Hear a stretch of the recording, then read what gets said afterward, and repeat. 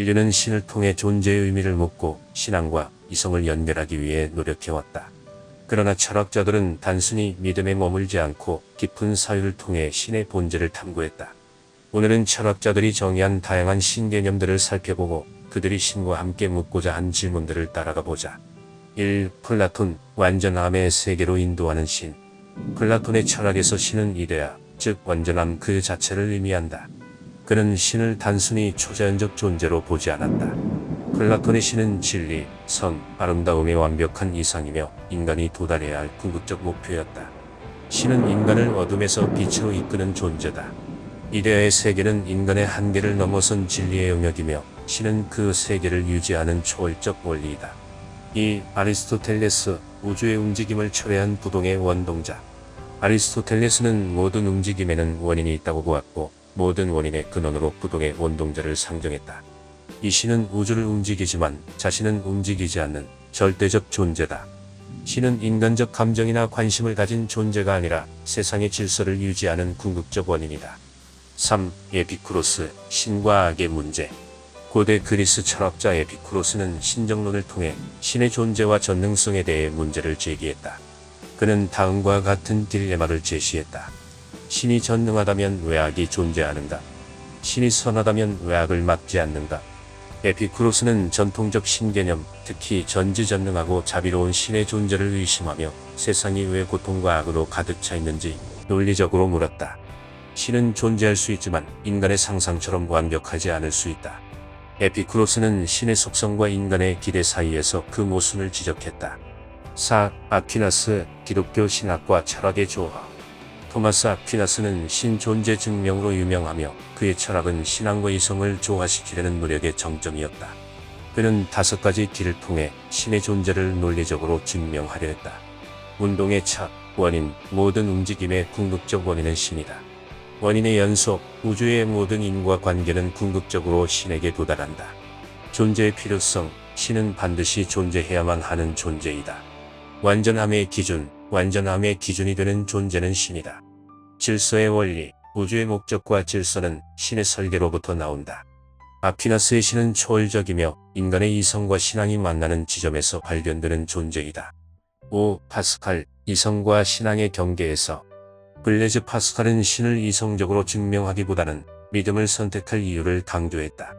그의 유명한 파스칼의 내기는 신의 존재 여부를 알 수 없더라도 믿는 것이 더 합리적이라고 주장했다. 왜냐하면 신이 존재하지 않을 경우에는 아무것도 잃지 않지만 존재할 경우에는 영원한 생명을 얻기 때문이다. 파스칼의 신은 인간의 논리와 한계를 초월하며 신앙을 통해 인간을 구원할 수 있는 존재다. 6. 홉스, 신과 사회, 계약. 토마스 홉스는 신을 철학적 논의의 중심에서 제거하려 했던 초기 근대 철학자 중 한 명이었다. 그는 리바이어던에서 국가 권력을 신과 같은 위치로 상정하며 인간 사회를 유지하는 절대적 권위의 필요성을 주장했다. 그러나 그는 신개념을 완전히 부정하지 않았고 자연법과 도덕적 질서의 근원으로 신을 암묵적으로 인정했다. 신은 인간 사회의 질서를 위한 상징적 존재로 정치 철학의 도구로 활용될 수 있다. 7. 스피노자, 자연 그 자체로서의 신. 스피노자는 범신론적 관점에서 신을 정의했다. 그의 철학에서 신은 초월적 존재가 아니라 자연과 동일한 존재이다. 모든 사물과 현상은 신의 일부이며 신은 우주의 질서와 본질 그 자체다. 스피노자의 신은 인간과 자연, 우주를 하나로 연결하는 존재다. 그는 신을 통해 자연의 신비로움을 탐구했다. 8. 데카르트, 완전성의 표상으로서의 신. 르네 데카르트는 인간의 사고 속 신개념 자체가 신의 존재를 증명한다고 보았다. 그는 인간이 완전함을 상상할 수 있다는 점에서 그러한 완전한 존재가 실제로 존재해야 한다고 주장했다. 데카르트에게 신은 이성적 탐구의 끝에서 만나는 존재였다. 그는 신을 통해 인간 이성의 한계를 넘어서려고 했다. 9. 라이프니츠, 최고의 가능 세계와 신.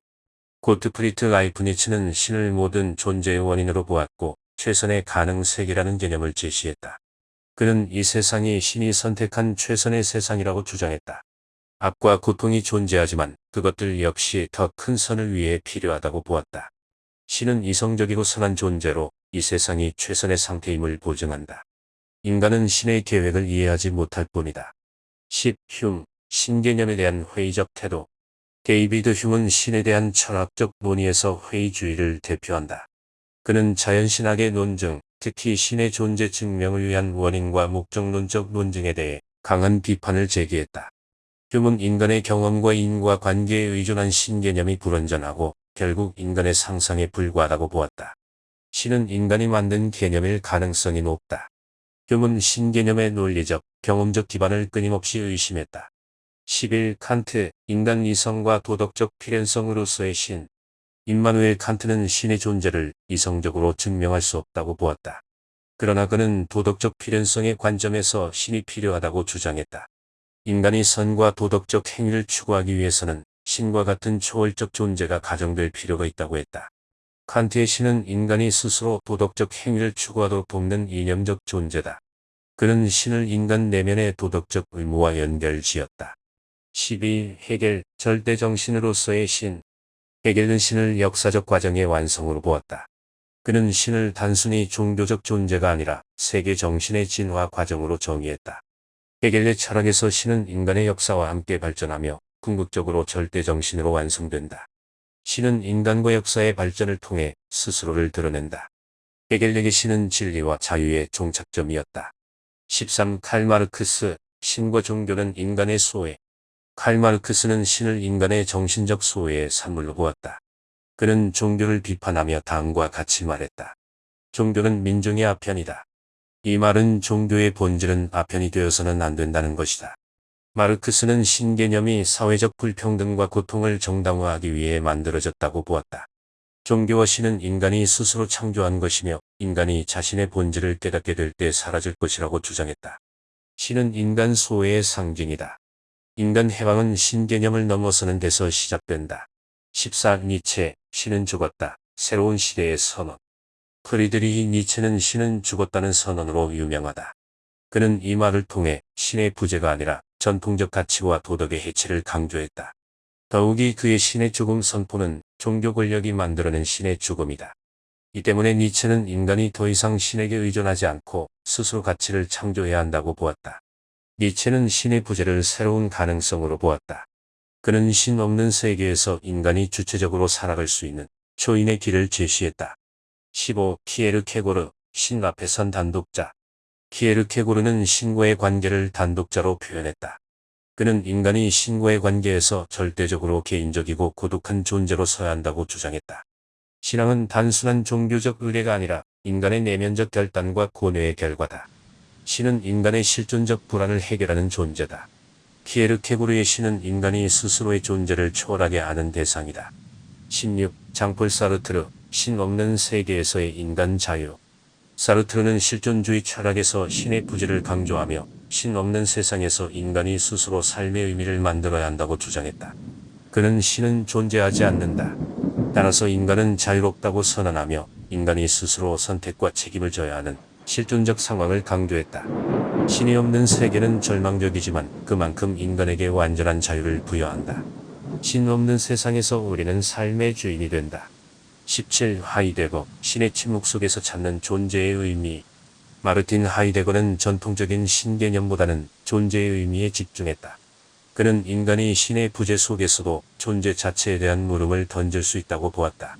그의 철학은 인간이 존재의 본질을 탐구하는 과정에서 스스로 초월적 의미를 발견하도록 이끈다.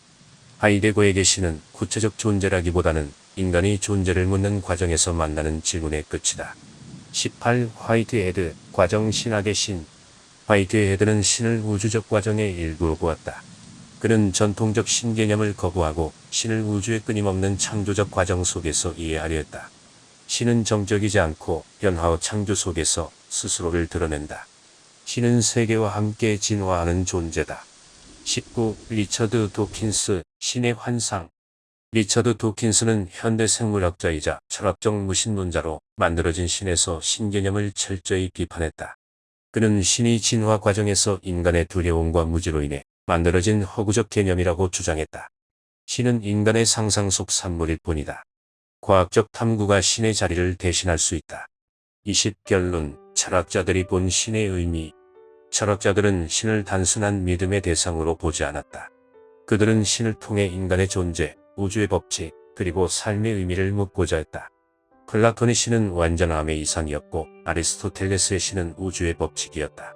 데카르트는 이성의 끝에서 신을 만났고 스피노자는 자연 속에서 신을 찾았다. 니체는 신의 부재를 선언했지만 그 부재 속에서 인간의 가능성을 발견했다.